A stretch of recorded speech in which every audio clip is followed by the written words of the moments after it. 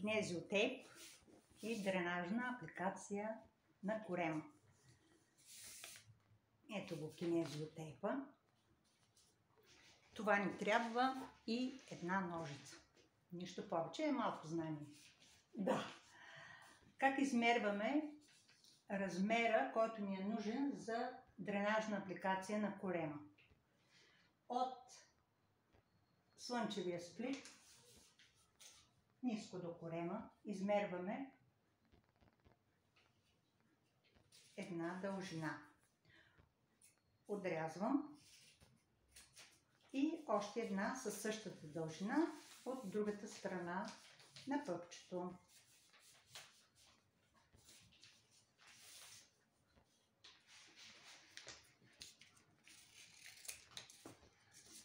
Какво правим? Заоблеме краищата на лентата, за да не се залепва за дрехата и да се отлепи. Заоблеме крайчетата и как нарязваме самата лента. Разрязваме наполовина.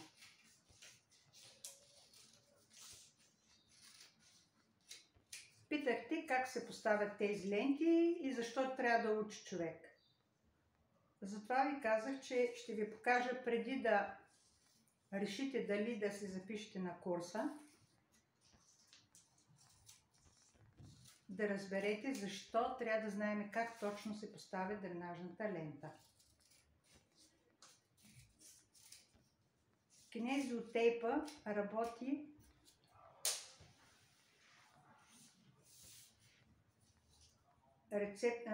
раздържава рецепторите на кожата и така предизвиква едно движение точно в областта на корема, в която ние натрупваме мазнинки.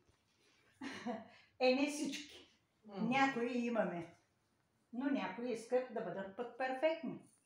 И затова също си поставят такива ленти.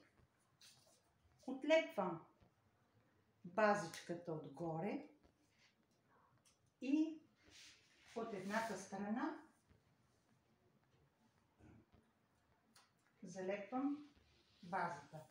Отлепвам първото кръченце, апликацията се нарича октопод и без никакво разпъване, абсолютно без никакво разпъване, отлепена е лентичката, просто я поставям на кожата. Следващата по същия начин отлепвам хартияната подложка, малко разстояние между двете лентички и важното е да бъдат разгладени добре. Третата.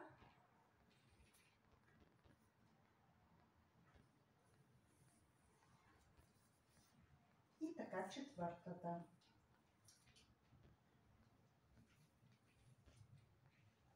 Много е важно да разгладим лентичките добре, за да не се отлепят, за да можем да ги носим 3-4 дни.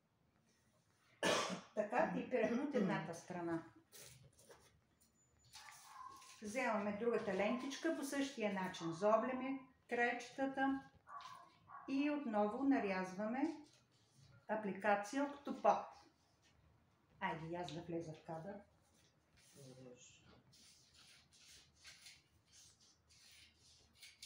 Разрязваме първо витейпче и след това отново на още наполовина.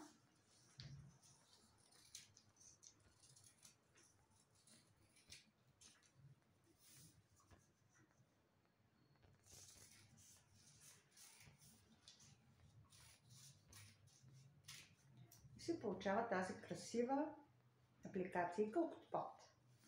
Така я наричаме, защото има вид на октоподче. Има си и базичка, има си и крачета.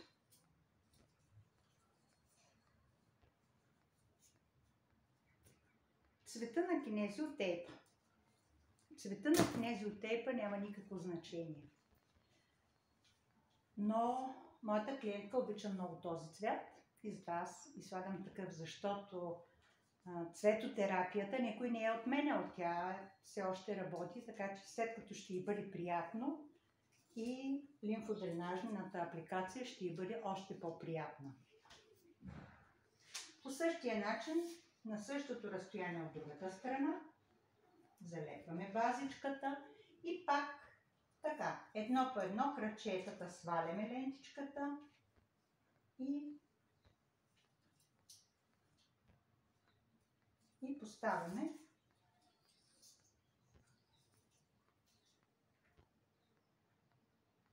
по същия начин като от другата страна.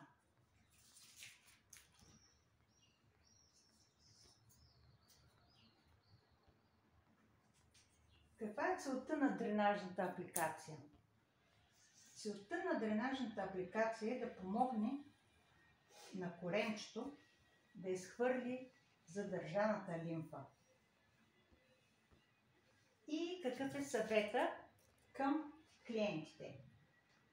След като сме поставили апликацията, препоръчвам от време на време през деня просто поглаждане от коремчето от ниско долу към слънчевия сплит.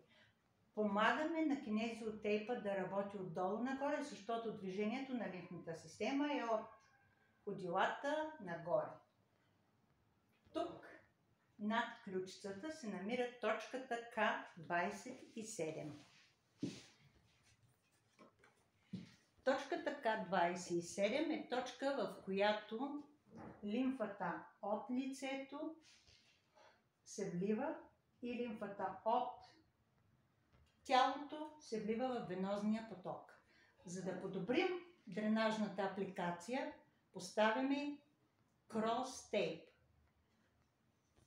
Той е на база Ин и Ян енергията. 4 кръчета, 3 кръчета. Четно, нечетно. Поставям на точката К27. Тук вече се иска малко повече знание, което аз ще проверя. Тази точка е силна, на нея поставям като съответно това се учи, задължително се учи как точно се прави това и поставям на точката К27, за